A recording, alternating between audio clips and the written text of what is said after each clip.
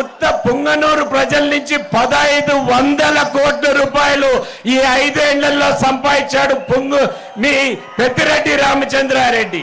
నేను ఇవన్నీ అడుగుతున్నా కాబట్టి మొట్టమొదటి ఏం చెప్పాడు, ఇవన్నీ అడిగేదానికి ఒకదానికి సమాధానం లేదు. ఇవన్నీ నేను ఈ ఎలక్షన్ మొదలైనప్పటి నుంచి అడుగుతున్నాను, దీనికి ఒకదానికి సమాధానం చెప్పలేదు. ఏం చెప్పాడు, నేను ఎవరో కాళ్ళు పట్టుకుంటే ముఖ్యమంత్రి అయ్యా అని. దానికి సమాధానం నేనేం చెప్పాను, ఎవరి కాళ్ళు ఎవరు పట్టుకున్నారో మీకు అందరికీ తెలుసు. ఆఫ్టర్ ఆల్ ఒక డిసిసి పదవికి వచ్చి కాళ్ళు పెట్టుకునే వ్యక్తి ఆయన చరిత్ర ఏమిటో ఒక్కసారి ఆలోచన చేసుకోండి మీరందరూ కూడా. నేను అబద్ధం చెప్తానా? ఒక్కసారి చేతులు ఎత్తండి. నేను అబద్ధం చెప్పేట్టుగా ఉంటే.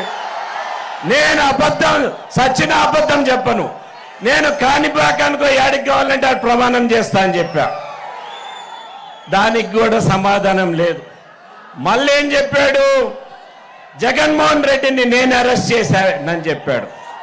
నాకేం సంబంధం జగన్మోహన్ రెడ్డి అరెస్ట్తో? ఆమె సొంత చెల్లెలే చెప్పింది, కోర్టు ద్వారా జగన్మోహన్ రెడ్డి అరెస్ట్ అయ్యాడు, సోనియా గాంధీకి ఏం సంబంధం లేదని. సోనియా గాంధీకి సంబంధం లేదంటే నాకేం సంబంధం? ఇదే కాదు, దాని తర్వాత ఏం చెప్పాడు, సాయిబాబా ట్రస్ట్ నుంచి సాయిబాబా ట్రస్ట్ సంబంధించిన బంగారం అంతా ఎత్తుకొని వెళ్ళిపోయానంట. దానికి కూడా నేను అయ్యప్ప స్వామి గుడికి వచ్చి ప్రమాణం చేస్తానని చెప్పాను. సాయిబాబా గుడి ట్రస్ట్ కి ఎవరు పెద్ద? Former chief justice of the country PN Bhagwati chief justice of country, ఆయన ఒక ట్రస్టీ.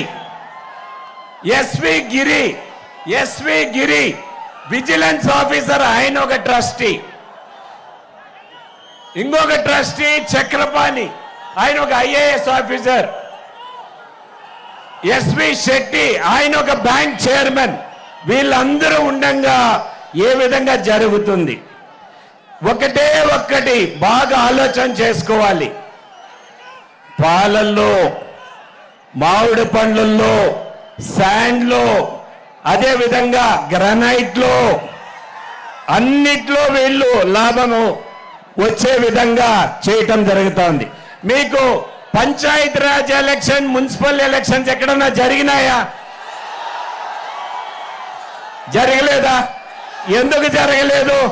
దౌర్జన్యం చేసి లాక్కున్నాడు.